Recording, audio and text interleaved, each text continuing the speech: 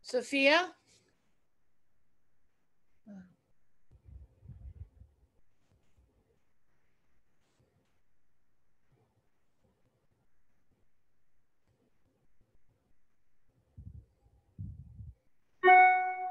Hi, Sophia.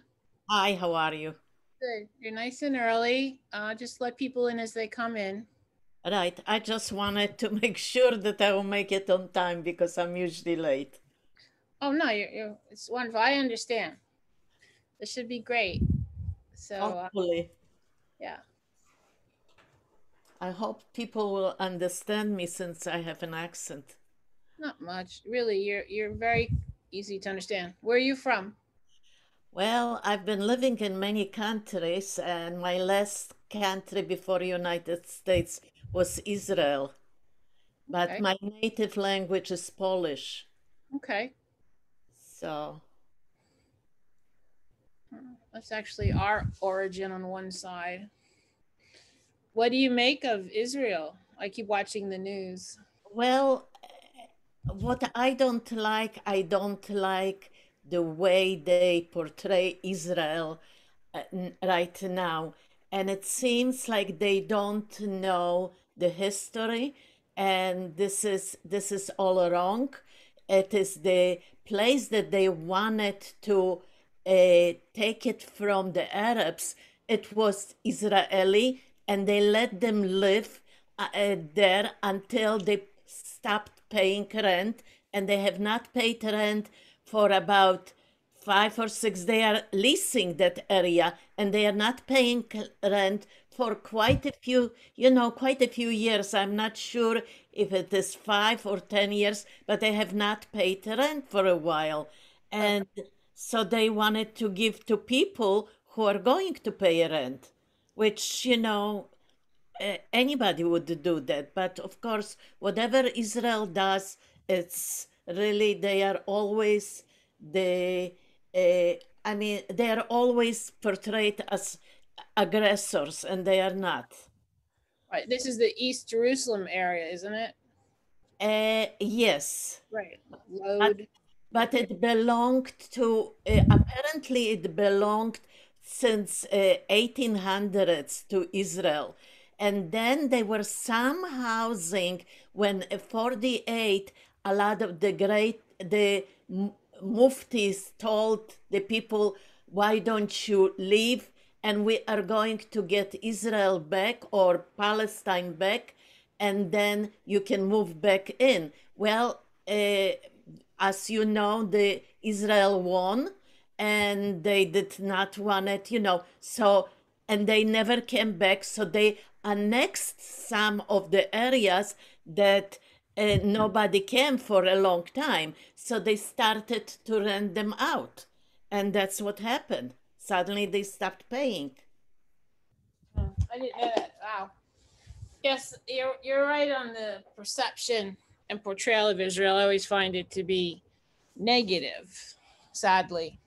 Well, said it was, I remember after after Holocaust, they were, until the 60s even, they portrayed the Israelis as victims. But once they started to build up and so on, and became very strong, and they showed that they can manage the country well, and that they are doing, and Israel is getting better and better and so on. So suddenly they are not the victims. Suddenly the Palestinians are the victims. And that's what it is. It is the PR.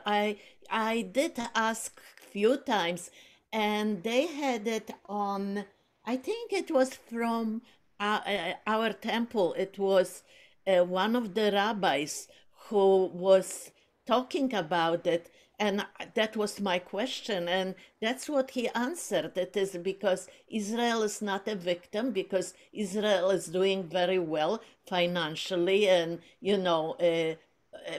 and people are looking at Israel as a country. It's not a third rate country. So they are starting to portray Palestinian, and a lot of those things. What is happening is the Hamas is coming. First of all, Hamas is in Lebanon. They are coming to Israel, and they are starting to do all those things, like with the housing and so on.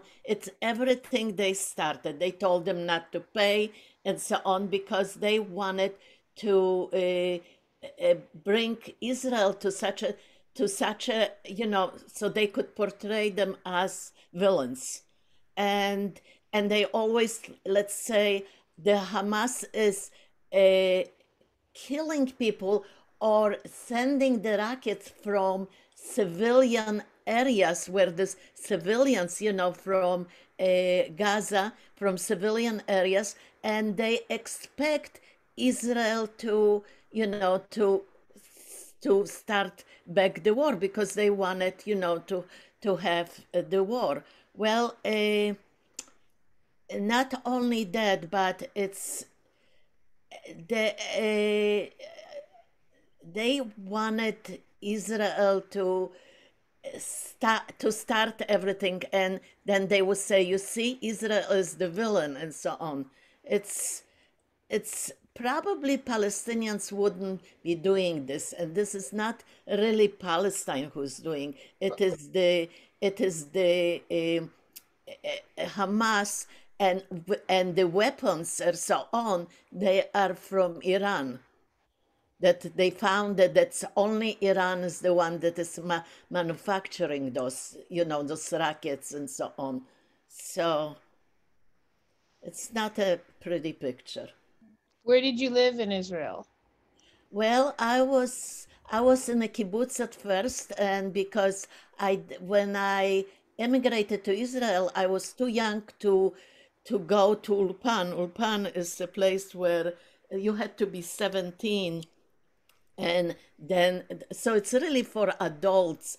It was a language school, and I was too young, so my parents put me in a kibbutz, and I was with a lot of people from the same school that I used to go in Poland, and apparently we were communicating first in Polish, and then we were learning English, I mean, a Hebrew, and that's what happened. And so I was first in a kibbutz, and then my parents were living just outside of Tel Aviv.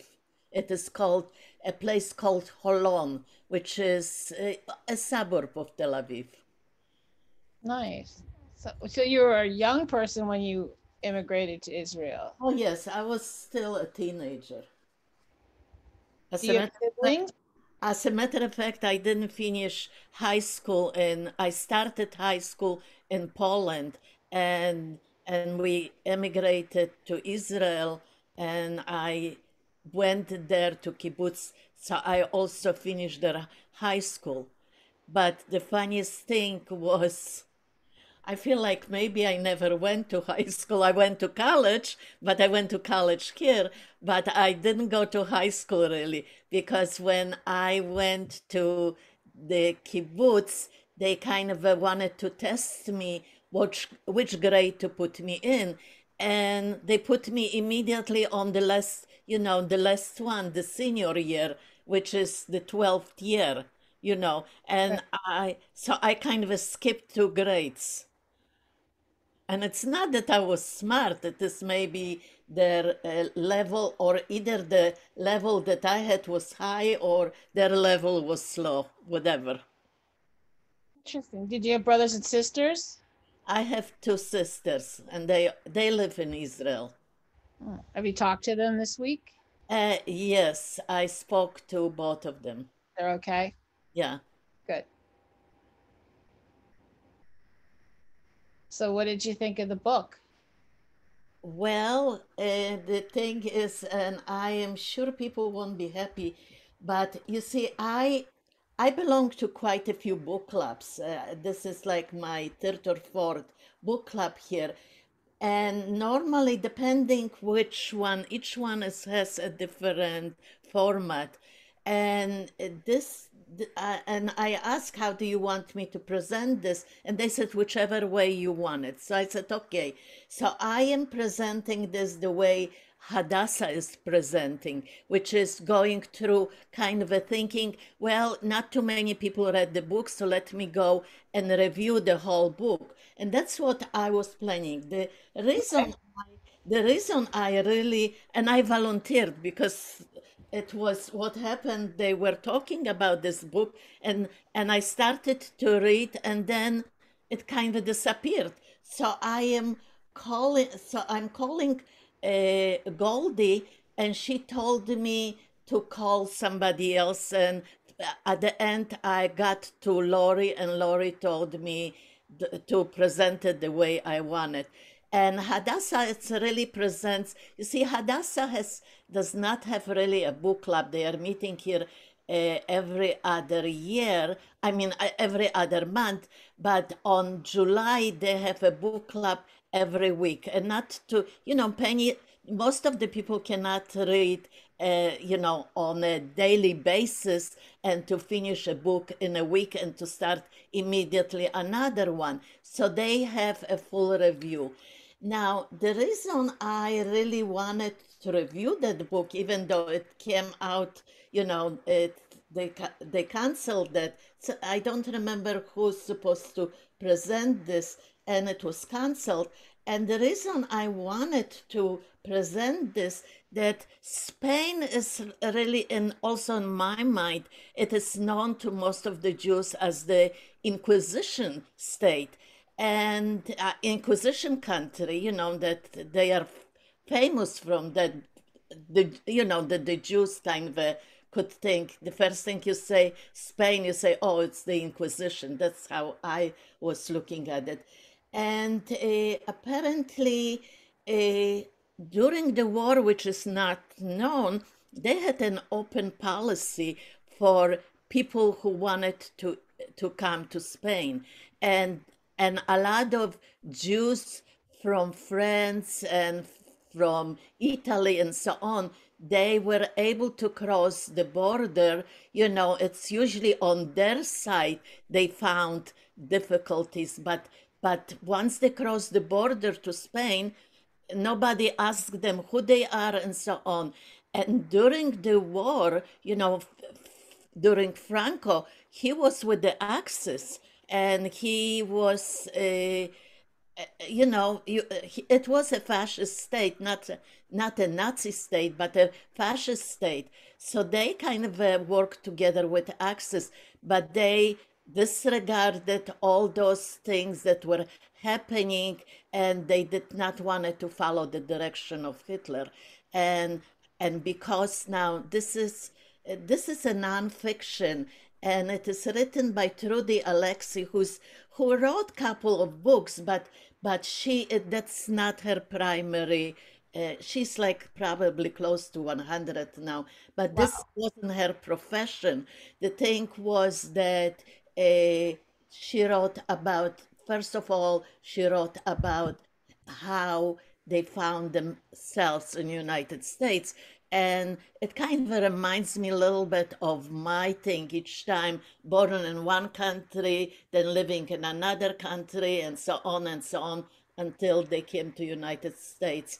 And that's why I felt uh, close to that, and I wanted to present this. It's one, and second, there are very few countries, and that's including United States, who did all the things to not to let Jews in during, when they really needed. And Spain was one of those few. Another one, it was in South America. It was, it's really Central America. It was, what's that country next to Haiti? Uh, Dominican Republic, the DR. Haiti gee, and the Dominican Republic Dominican share the Republic, same. right? So Dominican Republic was one of them, and I know. Well, we all know about Denmark, but in Peru, there are also a lot of Jews. Now, a lot of Jews also in Bulgaria, they did not allow new Jews to come, but they would not let their, Jews from Bulgaria. They apparently, when they wanted the Jews to wear the yellow star, everybody put the yellow star. It's almost like in Denmark. So, very, very few places did try to help Jews. And apparently, Spain was one of them who did this, who helped. And that's why I felt, I felt that somebody should talk about it. So, nobody else wanted, so here I am, and Well, and good. here I see Laurie, and you said, yeah, why don't we? And that's why, I felt strongly about it. As a matter of fact, I did go to Spain in the beginning only like it was part of a couple of countries tours and so on, and I loved it. I thought it is a beautiful country and so on. But I had the hesitation because of the Inquisition. But now I feel very good about it, the way they were doing after reading this book. Nice. And I don't know how many people know about it. That's why I figured, somebody's going. And I have nothing to do with Spain. As a matter of fact, there are some names that I am not sure if I am pronouncing it correctly. I'm sure I don't, because Spanish is not my language. But it doesn't matter, I just wanted the facts, what was happening. Yeah, plus you have this beautiful accent, so if I pronounced it wrong, it would be different than you pronouncing it wrong. You got like a green pass to pronounce it wrong. Well, I do pronounce a lot of other, like I could pronounce all the Polish names that are very difficult, and I pronounce Russian names. And the only reason I know Russian is because, like, you guys were studying Spanish, and we had to take from the fifth grade on Russian as one of the languages, and then we can choose another one. So, and that's another alphabet, but it's very close to Polish. It is one of the Slavic languages. Nice. So if you know, let's say, Polish and Russian, you can understand Czech and all the Yugoslavians and so on, because they are all related. Yeah. Neat. Well, I enjoy listening to you, Sophie. I do too. I enjoy your accent. I enjoy listening to you speak as well. You are one of those very, very few. I hate it, so I usually don't It's listen it's to nice. myself. All right, Rhoda's on. Let's see Hi. who else joins us. Hi, Rhoda. Can't stay the whole time, but I'll be here half an hour or so. Oh, Sophia, this is the first time that I have not read the book. I ordered it from the library and it just hasn't come yet. They only had one copy. And I tried getting online and reading a synopsis to even find out why the title was called that.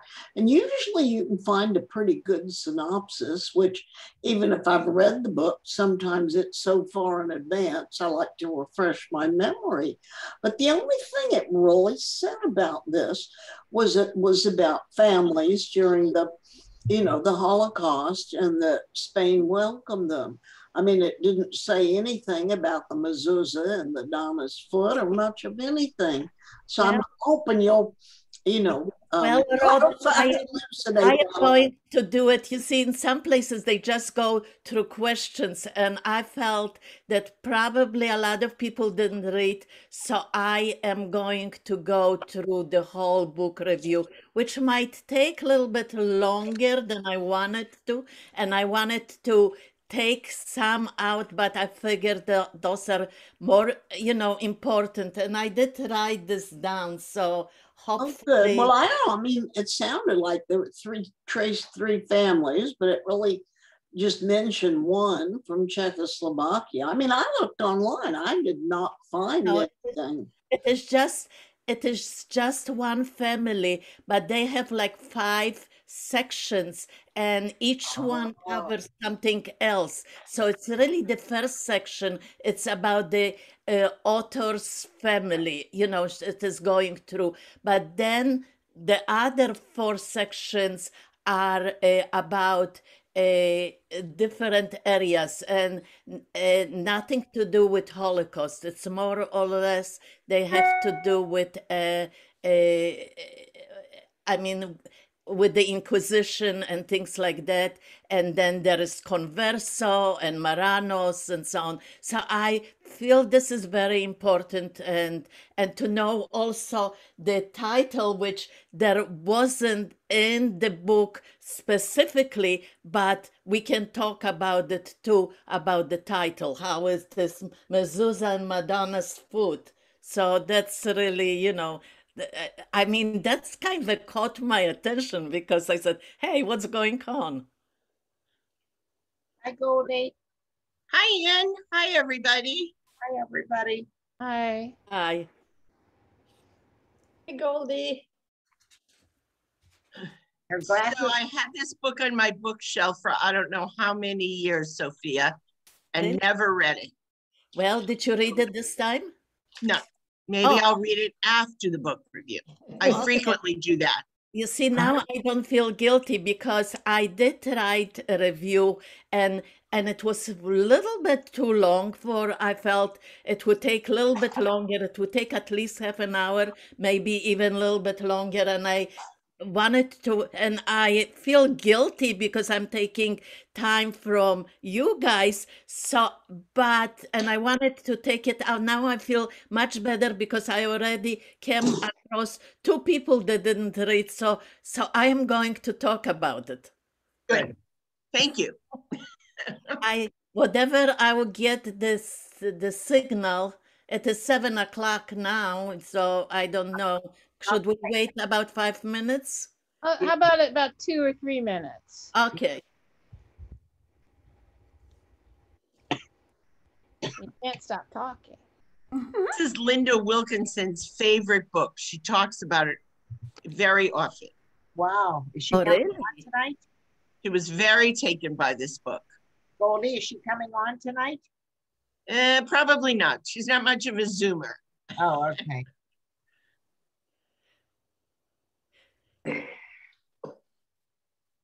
So Goldie, I sent you a text about my going to a second funeral on the wrong date. Yes, I got it. I got it. I got it. Not on the I keep wrong hoping date. you're going to make it to the grocery store tomorrow morning, Karen. I'm sorry? I keep hoping you're going to make it to the grocery store tomorrow morning. I am. Good for you. I'm I'm very going to proud. Fresh Market though. I'm not going to Publix yet. That's fine. That's fine. Yeah. Karen, did somebody have the nerve to dry on the wrong date? Well, it was Goldie and I we were going last week. We thought to Mark Snitzer and we saw we had the wrong date. And then my next door neighbor passed away and it said the service was on Saturday afternoon and I didn't read the date, but it's not till next Saturday. Oh. So I get there and there's nobody there. Oh, wow. Fortunately, it was just around the corner at Hartage. So I went on Google on my phone and found the obituary and it said it's next week. Why such a long time? I mean, I think what's happening is they're behind on cremations oh, okay. is one of the things, but my neighbor's not Jewish, so I don't know, and he's from out of state originally, so it may be that family's coming in. Family. All right, well, I get the pleasure to introduce Sophia. So I'm going to go ahead and do that while, so we can get started. Sophia moved to Jacksonville from Palm Beach County in 2016 after her husband's passing to live close to her children. One of her children is a Temple member of long standing. She considers herself cosmopolitan because she has lived in many countries where she tried to be an assimilated citizen. She has an accent in every assimilated language. Sophia loves reading on all subjects, but historical fictions are her favorites. Her passion is traveling. She has visited all of the national parks in the United States. Oh my She gosh. and her late husband traveled overseas at least every other year, and she is looking for someone who likes to travel and who would like to join her on the next overseas expedition. Thank you so much, Sophia, for bringing us this book. Thank you. Okay, could we start? I wonder if it's okay. Well, as you know, this is the book, has a funny name. It is The Mezuzah and Madonna's Foot, and it is written by Trudy Alexi. Okay, I started to read the book because I heard mention at the Temple Book Club and because of the title. So I wanted to see what is it all about. The book is written by Trudy Alexi, a family therapist specializing in art therapy. The book caught my attention as soon as I opened it. The full title of the book is The Oral History Exploring 500 Years in Paradoxical Relationship of Spain and the Jews. Most of the Jews know about the Inquisition and the Jewish history, but there is more to know. So here it is. The book is over 300 pages long, and it is divided into 5 parts, and each part is different, so I had to include each one. It is, from my point of view, it is a tribute to Spain's open door policy when it was needed the most. It was when most of the countries rejected Jews at the time of great need, and this is during Holocaust. Okay, part 1, it is called Lost and Found, and that's the longest one. It is a Jewish identity. It describes author's life and her survival of World War II. Her father was born in Austrian-Hungarian Empire called Bukovina province, which is located in Eastern Europe. Due to the political climate, it changed its borders and government in power frequently. After the fall of the Austro-Hungarian Empire, it belonged to Romania. Presently, is divided between Ukraine and Romania. Her mother was from Vienna, and at home they spoke German. The author was born in 1927. Her parents and her younger brother, that was only a year younger, his name is Fredo, moved to Prague in 1929. That's from Bukovina. At home, they continued speaking German, even though the official language was Czech.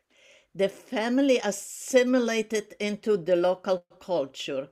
The father had a thriving business, and they celebrated Easter, Christmas, and other Christian holidays. Never knew anything else. Religion was never discussed, and the children grew up as Christians. There were no signs to indicate that they were Jews. The author described her childhood in Prague as very happy and luxurious. Now, Hitler slowly rose to power in Germany to become the leader of Nazi Party. While in prison for high treason in 1924, he began the book Mein Kampf, or My Struggle, and which slowly evolved into a Nazi Bible. By 1939, it was required reading in Germany. After the defeat of Nazi Party, Germany banned the book, but after the copyright expired in 2016, it once again became the bestseller in neo-Nazi circles. In Mein Kampf, Hitler presents his racist ideology, scapegoating Jews for all Germany ills. Few believed his threats, but in 1938, at Crystal Night, it was assisted by many riots, and he had many followers. The threat was finally recognized, but not by all. A lot of Jews, especially from more richer Jews, they still thought that this is an isolated incident and continued their relaxed and happy life. Now, Miss Alexei, Uncle Milosh, was father's younger brother. He left home as a teenager to make his fortune in the United States. Miss Alexei and her family continued life in Prague without any signs of their true identity. When Hitler came to power, he persecuted anyone resembling a Jew. Around this time, Hitler invaded Austria without a shot fired, and Austrians greeted him with open arms.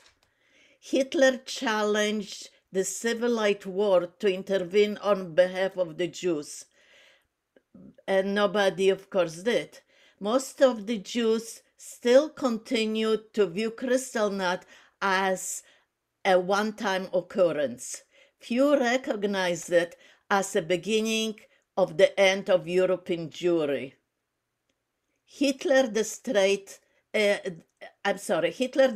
many Jewish synagogues, but left one untouched to preserve it as a sign for future generations, to remind them his great accomplishment of destroying the Jewish ethnicity.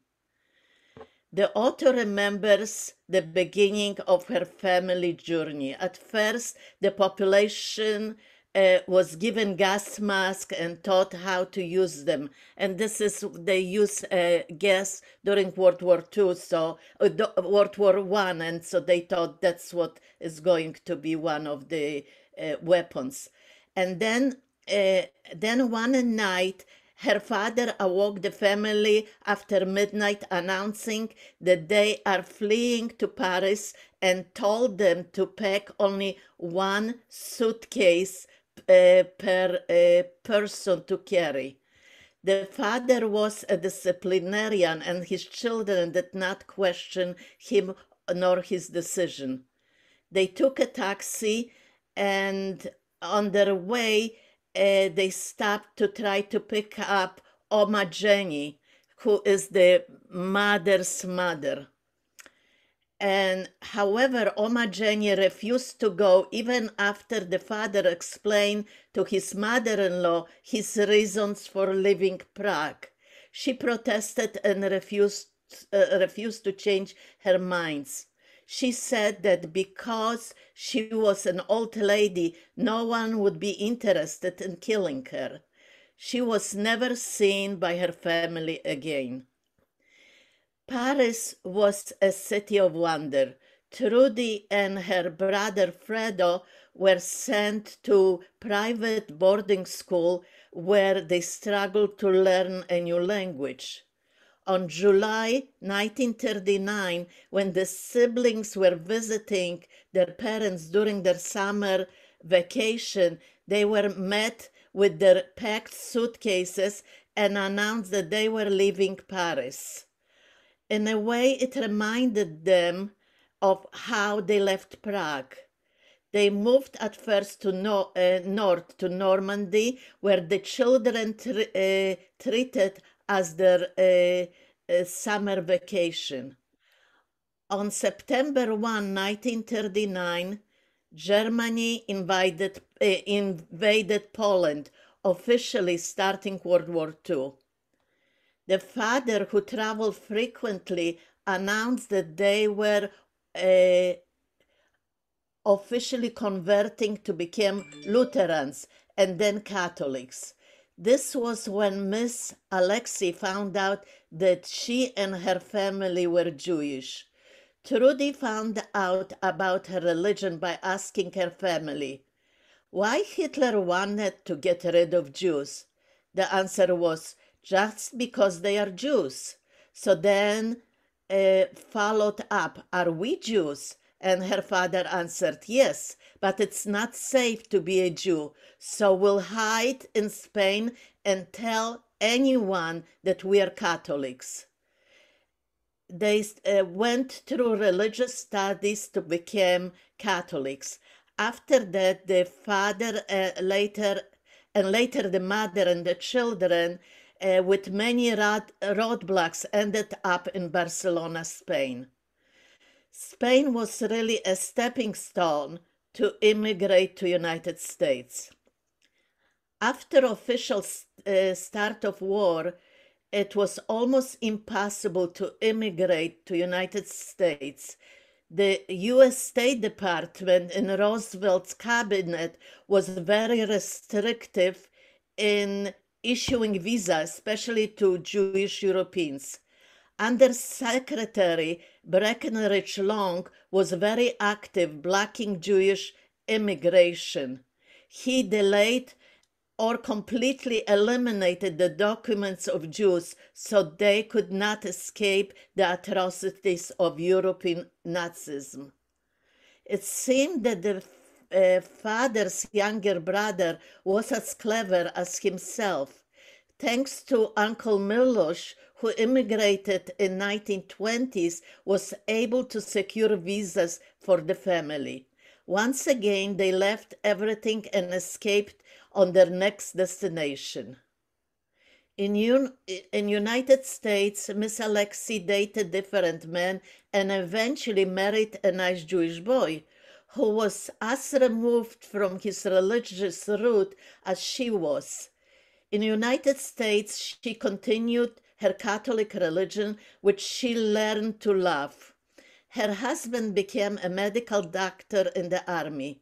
After his discharge, they moved to Southern California, where they attended a Unitarian church. Their first daughter, Debbie, wanted to attend Sunday school like her friends, but their church did not have it. So Miss Alexei told her daughter to choose where she wanted to attend the services, and Debbie found a synagogue. That's how they are rejoined Jewish religion. It wasn't easy because she was not brought up in anything Jewish. She became depressed and at the end she decided to find her true religion. Due to her childhood frequent movements and constant religious changes, she lost her identity. She decided to go back to Spain in 1988 and to begin her quest for what has been left behind. Spain was the place where she felt the full impact of her Jewish identity. It was the place where many in the past had to hide their Jewish identity because of the danger of being openly Jewish. It was also a place where many Jews fled to during German occupation of Europe. Her quest was to get in touch with the Jews who had survived the war. She wanted to find her roots and her history. And then in part 2, it is called The Rescued, and it describes the history of different people Miss Alexei met and how they arrived in Spain, including their treatments by the locals. Even though Franco was a fascist, he did not persecute the Jews, but he didn't favor them either. He had a reputation for brutal repression of the enemies of his regime. Free speech and other civil rights were non-existent during his tenure. Opposition was non-existent. The Catholic Church had a great power at that time. Other religions, such as Protestant Islam and Judaism, were illegal. But during his rule, thousands of Jews received asylum in Spain or in other Spanish embassies, other countries' Spanish embassies. Each refugee had a positive recollection of the Spanish people and their welcome treatment. During the war, hunger was an everyday occurrence, but they shared the food with refugees as much as they could. Most of the locals did not ask whether or not they were Jewish. Since the expulsion of Jews in 1492, Jews ceased to exist in Spain. Those that converted and practiced Christianity earnestly, they were called conversos, and they were watched very carefully. The crypto-Jews who converted officially just for the sake of survival were called Moranos or pigs, were persecuted and frequently burned on stake. And this was during the Inquisition now. After Inquisition, many inhabitants in small villages didn't know how Jews looked like. In 20th century, when many refugees arrived into some of the villages, the local population was staring at them, amazed that the Jews looked just like them. Now, part 3, it is called The Rescuers. And this was the most interesting to me. When the public image of Spain in relation to Jewish people was linked to Inquisition and expulsion of Sephardic Jews, why would they try to help Ashkenazi Jews? The answer is more complex than carrying the guilt of the past. It answers the question why Spain was so generous to the Jews during the Holocaust. The general public in Spain doesn't know about the Jewish refugees. Most of them didn't know about Jewish refugees during World War II.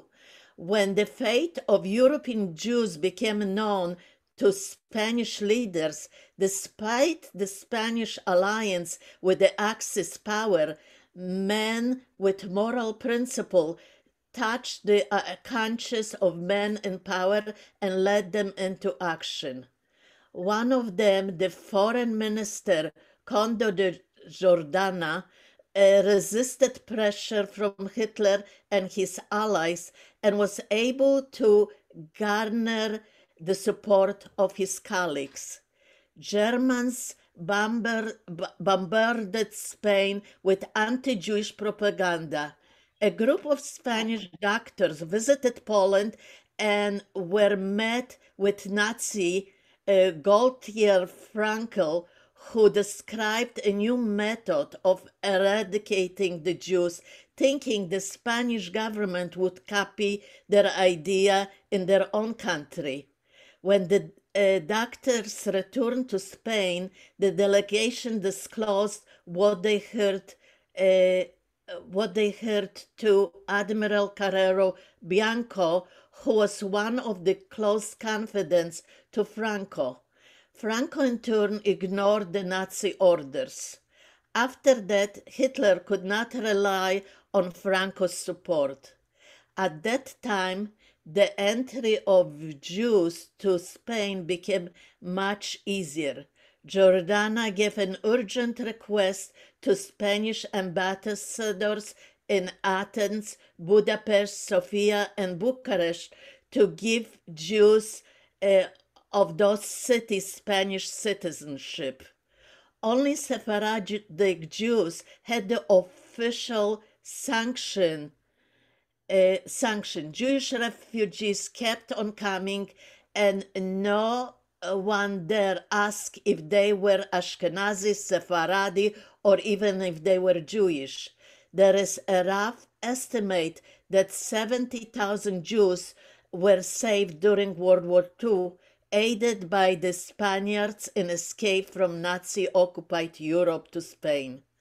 One of the Spaniards, a secretary of Spanish ambassador Angel Sanbris, who spent the war in Hungary, saved as many Jews by claiming that they were his subjects when he saw many Jews being loaded into trucks and transported to concentration camps.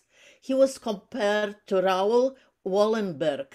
Many other diplomats tried to do the same thing. Some were more successful than others. Expulsion decree in 1492 had never been officially rescinded, and the law giving Jews legal status in Spain did not pass until 40 years later. Until then, being a minority in Spain, including Protestant, Muslim, and Jews, meant being illegal without any civil rights and protection. JOIN, or the Jewish Distribution Center, was also very active in Spain, giving the Jews help when help was needed the most. And now part 4, it is called Reformers, and this covers the pioneers that taught the Spanish about their isolation from the rest of Europe due to the absence of Jews. Many Spaniards' image of Jews was frozen into their minds as the Jews may looked in Middle Ages. With only 12,000 Jews among 40 million, most of the Spaniards had never even seen a Jew. For most, a Jew was an exotic mythological being. They recognized that expulsion of Jews was the cause of that image. The expulsion of Jews hurt them economically by lacking middle-class entrepreneurs. It impoverished Spain's cultural life and tarnished their international status. After Spain's dictatorship, Franco made provision for return of monarchy that had ceased to exist in 1931. He nominated Juan Carlos, the former King Don Juan's son, as Franco's successor, and brought him and his family from exile in Portugal. In 1975, after Franco's death, Juan Carlos was crowned. One of the king's reformer was to make Jewish religion legal and allow the synagogue to exist openly. The right to Jews to keep their laws, practices, and rituals was protected by full civil and legal rights. 3 months later, after coronation, Queen Sophia attended services at Madrid's synagogue. Juan Carlos also brought numerous reforms to the country. In 1986, Spain established a diplomatic relationship with Israel.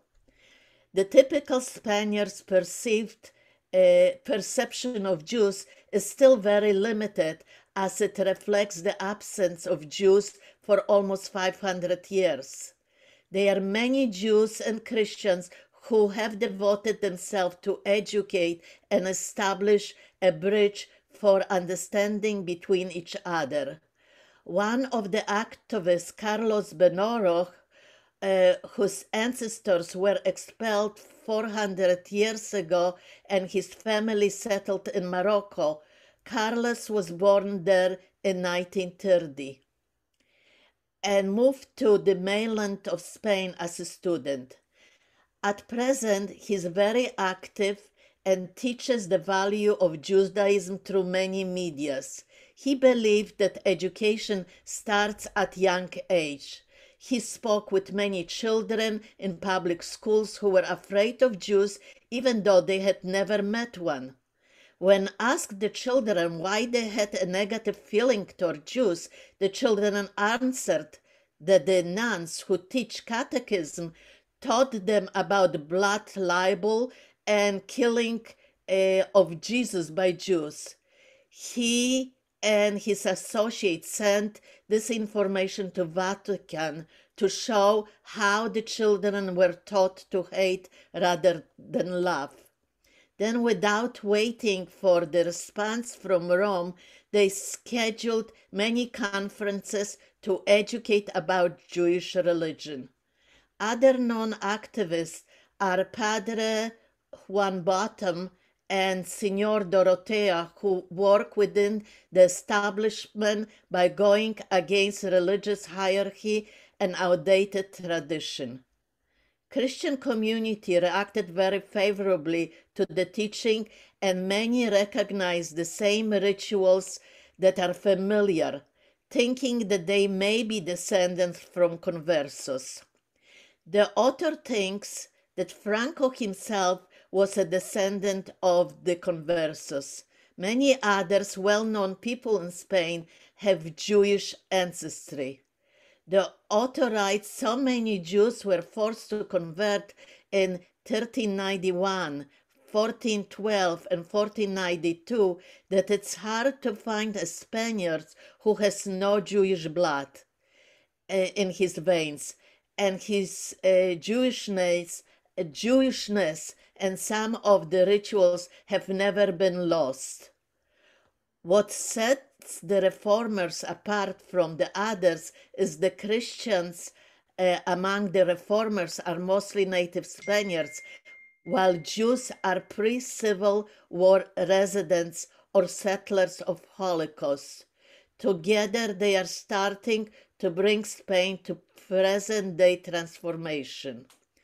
And then the last part 5, it's about secret Jews.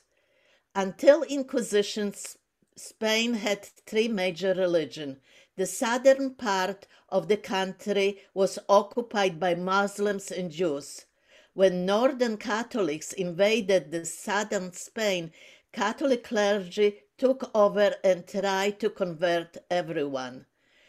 Those that converted in the beginning, they were under the rules of inquisitors, but those that did not convert and wanted to leave, in the beginning they could leave without any problems. And later on, they were the inquisitors were their main. They were the main. They kept them really apart. At first, many converted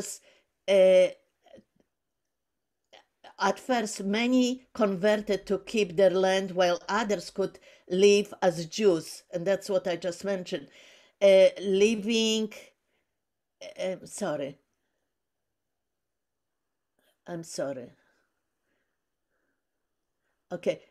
live as Jews, leaving the land and gold intact in Spain. The Jews that were forced to convert publicly continued with traditional Jewish rituals and prayed in hidden areas. Kol Nidre was first recited and later sang to let God know that they did not intend to keep their baptismal vows, that they were forced to do so and for God to forgive them. Inquisitors hunted the Jews after they converted, suspecting that they weren't sincere in their conversions. They created a special guidelines to help find the Jews among population. They established memorandum what to look for in order to recognize a Jew. The inquisitors were not paid by the church. They were performing services for the community, and the community was expected to support them. They also had a quota to fulfill in order to stay in business.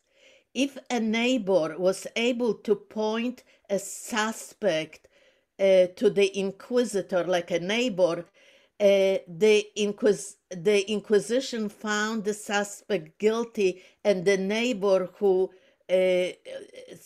suspected them, they would get to split the suspect's property with the inquisitor. Many newly converted escaped to Portugal, and where Inquisition followed lately. And then later, Portugal became as rabid as Spain. The Inquisition spread to other European countries, mostly in Southern Europe. As many Jews fled to other countries, the Inquisition followed. Many converted Jews settled in Mexico, and New Mexico, and other places in New World. Many New Mexico today's Catholics have rituals that resemble those in Jewish religion. In January 1991, the International Conference on Inquisition was held at the University of Arizona in Tucson. They discussed the condition in which the Moranos crossed the Atlantic to the New World. The author points out the expedition of Christopher Columbus in 1492, which was one of the last days when Jews were allowed to reside in Spain. Many of the people within the crew were Jewish. There are a lot of rumors of Columbus himself was a Morano or a converso, and his real goal was to find safe haven for Jews. By 1539, the drain of intellectuals, artisans, and professionals caused King Ferdinand issue a decree prohibiting newly baptized Christian Jews from traveling to the New World. According to some researchers, that by mid-16th century, 25% of Spaniards living in Mexico were Jews.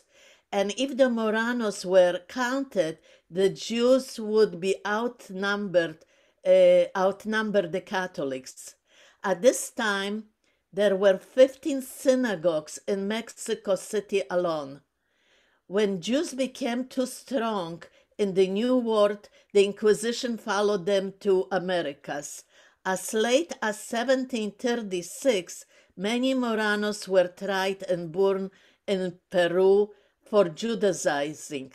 Many Moranos migrated north to the New Frontier territory, which is now American Southwest. The discovery of their Jewish past can be very traumatic to many Hispanics who lived a lifetime believing that they were Christians. For example, one woman finding an inscription, Somos Judios, we are Jews, in a prayer book inherited from her grandmother, it horrified her. But eventually she began studying Judaism, and eventually she became a Jew. Many others were very upset when they found that they were Jewish. Many keep this knowledge hidden and are vengeful toward those who openly embrace Judaism. The author became Christian at the beginning of the war and stayed Christian even after marrying a Jew. After her divorce, she traveled to Israel. While visiting the Western Wall, she felt like a stranger. It took her time to study and eventually joined a small congregation where she felt that she had come home. And then in the epilogue, she continued to praise of Spain during the war and the monarchy role in supporting the Jews and their culture. King Juan Carlos was initiated to celebrate special ceremony. In Los Angeles temple, he recognized the decree of expulsion and states, it is unfortunate event in Spain past that can be neither denied nor erased. In 1992, Spain commemorated Sfarad 92 and on 500th anniversary of expulsion of Jews. In October 1991, King Juan Carlos was awarded Elie Wiesel Humanitarian Award for his country's effort in protecting the Jewish people. Now, on local level, that's not from the book. I kind of saw a couple of things and I wanted to share this with you. On local level, in St. Augustine has few conversos who were featured in St. Augustine Jewish Historical Society. One of them is a journalist and educator, Jeannie Milgram, whom I saw via Zoom on March 31. It was a program called Crypto-Jewish Genealogy, an overview. She spoke about her upbringing and documents of her unbroken maternal lineage for 22 generations until 1405 to pre-Inquisition Spain and Portugal. She has spoken in Knesset in Jerusalem and around the world on topics of Jews returning from Inquisition. In St. Augustine Jewish Historical Society, they also discovered Diego Espinosa, who is a founder of Palm Valley. Apparently in Palm Valley also many Jews or crypto-Jews settled there in 1703 and so on.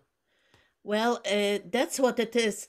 And I have some questions. Most of the time, the questions you find, let's say, if you go through Jewish Review on internet, you'll find many questions for discussions. I could not find it, so I did my own. And if you want to add some, please be free. One of them, what is the difference between a converso and Morano, which I kind of covered, but just to make sure, I wanted to find out if anybody has a question about it. Nobody wants to talk?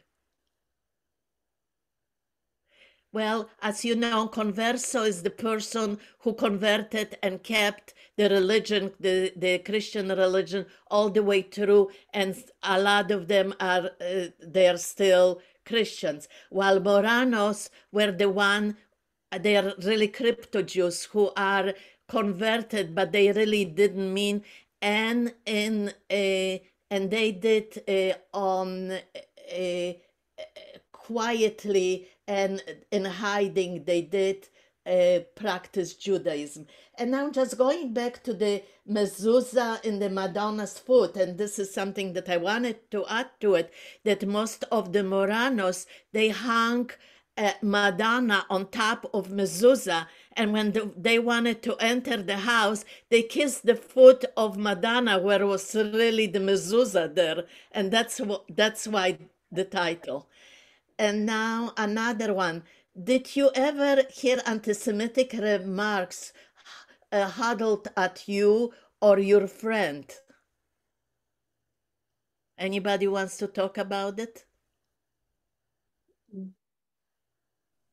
Ask the question again, please, Sophia. Okay. Did anybody hear some anti-Semitic remarks that were thrown into them or their friends? You see, I grew up in Poland and I heard a lot about it. And I even heard a lot here in the United States. So depending where you live. I know a lot of Jews lived, I call it a ghetto, like in a congregation where, or in an area where a lot of Jews lived. I lived in different places where there are few Jews, and I did hear many anti-Semitic remarks. Now, I just wanted, did you ever withheld information about being a Jew? Sophia, Yes. For a while, my dad had a congregation in South Texas, and there were a lot of Jews from Mexico who lived in there. And he thought this was really funny. The kids were, I don't know, hanging around after Hebrew school or something. And one of the little boys was actually quite chubby. And so one of the Christian boys that they were just playing with said something to him that he didn't like. And so the little Jewish boy called the Christian boy a Marano, which, as you said, means pig. And my father actually overheard it and thought it was kind of interesting that the Jewish kid was calling the Christian kid a pig, you know, a Marano. He thought that was ironic. Well, he thought it was funny, I guess, you know. But I just remember him talking about that. He remembered that history. And it's just, you know, so, well, I have family actually who lives in Mexico, but they don't go back that far. I mean, they go back to like when my grandparents came from Europe and settled all over the world, you know, like more like the 1900s. But there are a lot of Jews, and it's funny because they speak Yiddish with a very Mexican accent, you know.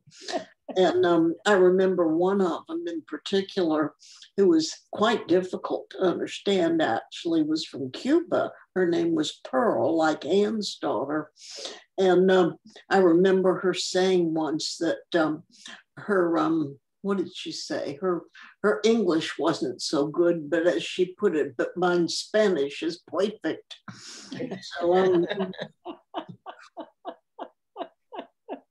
Sophia, I'm actually fascinated, and call me ignorant. I had no idea that Spain was good to the Jews during the Second World War. Mm. I was taught about the expulsion in 1492. And I think to some extent, that's where my education about the Jews in Spain ended. Mm-hmm. And I probably clearly inappropriately made the leap that Spain was never good to Jews. They threw us out. They never wanted us. Done, done, done. So the whole piece about what happened during the Second World War it's just fascinating to me. So is the book nonfiction? It's a nonfiction. She writes about her work and about her life, and it is in first and second part, and the rest she went, and those were her findings too. So it is a nonfiction. It is, and she, you know, it's everything about her and so on. She went through it, whatever it was happening. Now, I agree with you. I felt the same way, and I did go to Spain few times, but it was part of a group that I went to another country, but I never wanted to go to Spain until, and then one time I went to Spain because some friends of ours went, and I loved it, and I felt guilty about it. But after reading this book, I feel very good about it. And that's why was one of the reasons I wanted that book to be presented, and kind of nobody else wanted. It seemed like nobody wanted. So I said, well, somebody has to do it. So that's how I happened. But yes, it was one of the countries that was taking care. I mean, they weren't over inviting, but they weren't, you know, they didn't have Jews. They let us in.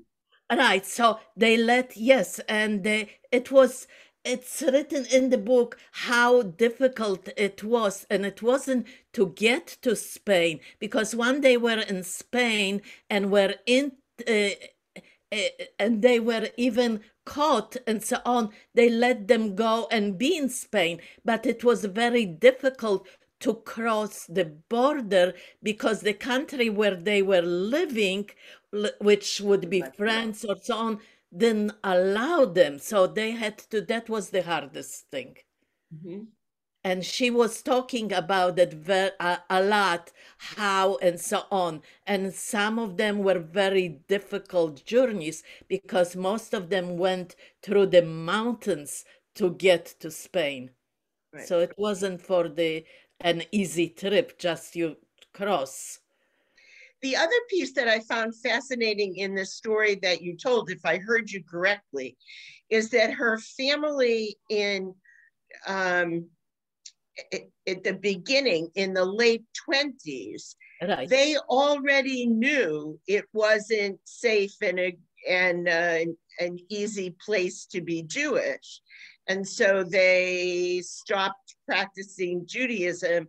I didn't realize, again, I didn't know that it was obvious even in the 20s that things were not good for Jews. I really didn't think it happened until well into the 30s. Well, it was Hitler who wrote Mein Kampf, and in Mein Kampf, it's written everything. First of all, his hate to Spain and how he's going to conquer and so on. And a lot of people did not pay attention, especially the intellectuals and so on. They felt, oh, he's like, but I My guess, brains will keep me safe. right. Yeah.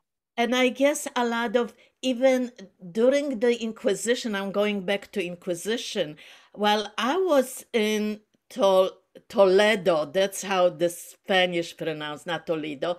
And while I was in Toledo in the main synagogue, which later changed, and now it's a museum, they were talking, the guide of that area, her name was Immaculata, which is a very Catholic name of Immaculate, right. Mary Immaculate.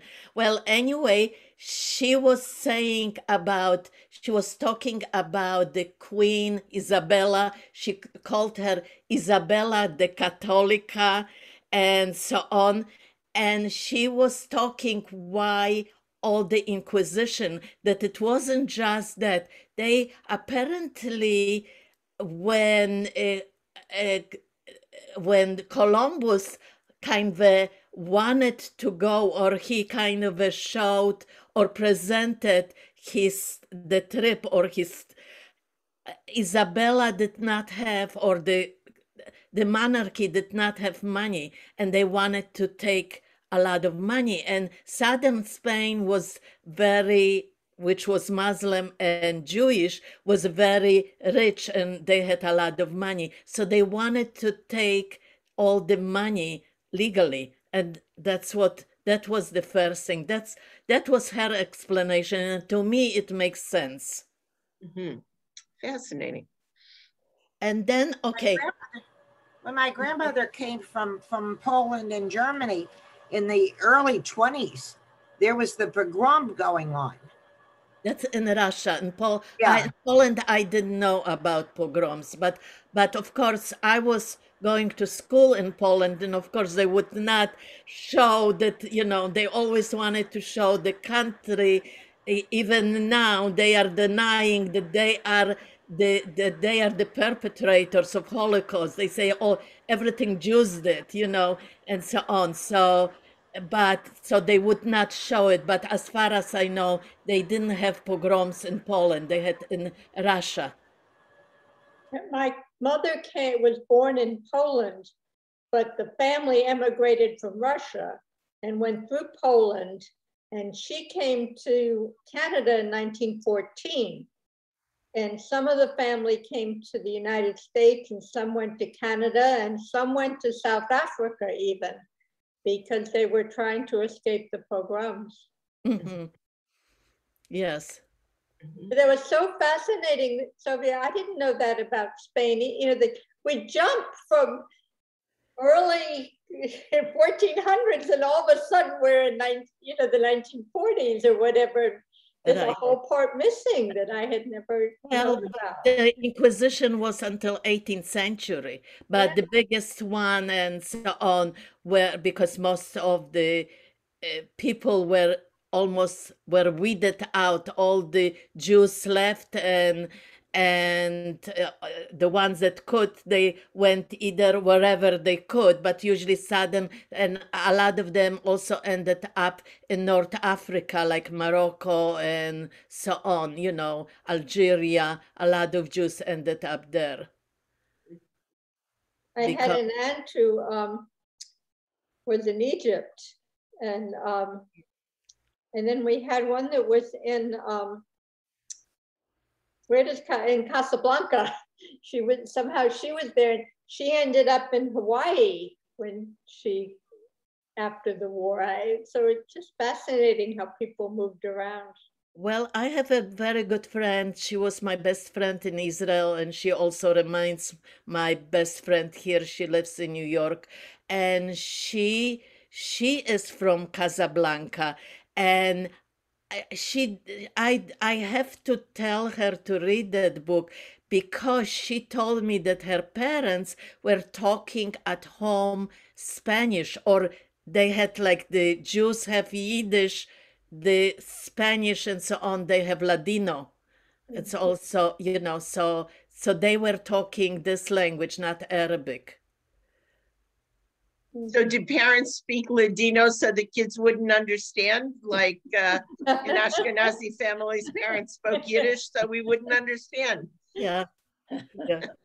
Yeah, my parents spoke Yiddish at home, and I understood every word. And then when I went to Germany, I was able to communicate with the Germans very easily. The only thing is, I was afraid that, hey, is that Jewish or German?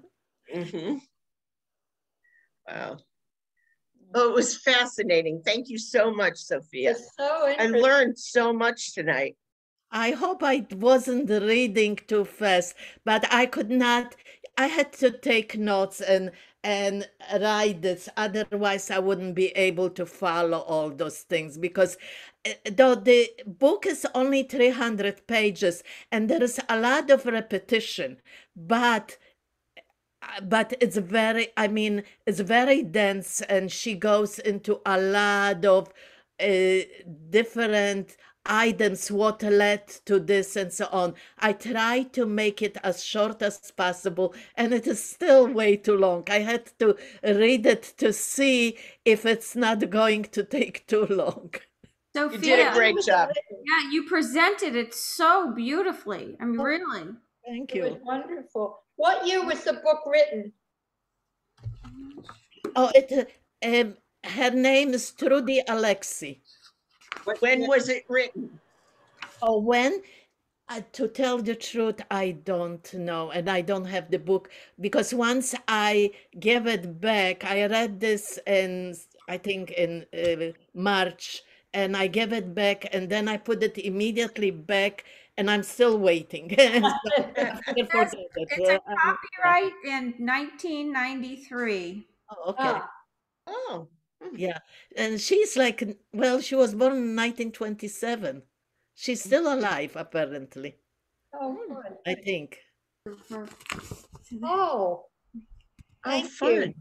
Oh, That's the author with her parents? It's Trudy Alexi with King Juan Carlos I and Queen Sophia of Spain. Oh, okay. Oh, wow. Okay. Oh, yeah, now you can see him, yes. Right. That's great. Thank you, That's Sophia. fascinating. It was thank great. you, Sophia. Very Uh-huh. interesting.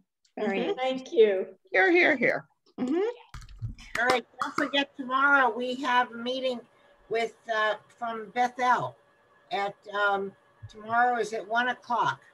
Oh, okay. Good to know. Thank you. I All guess right. I didn't Have see a it. nice turnout. What is it in Bethel? What is it? Bye, all. Nutrition. It's a nutrition. Rhoda would. It's with the nutrition person from JCA, Oh, who right. is I wasn't gonna do that. adorable and very, very approachable and easy to understand. I've been to a couple of her programs.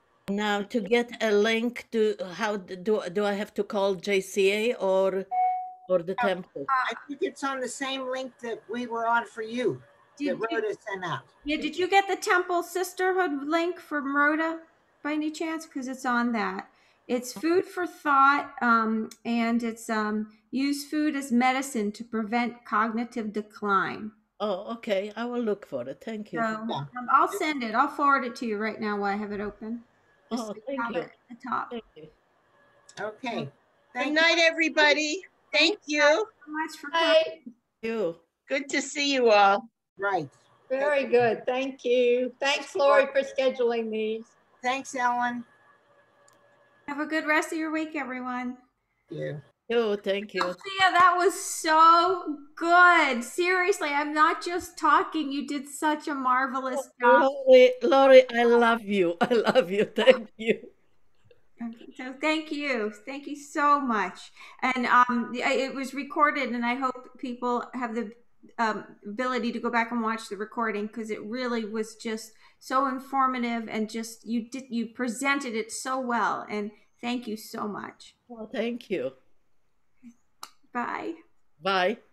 Bye now. Thank you, Ellen. Sure.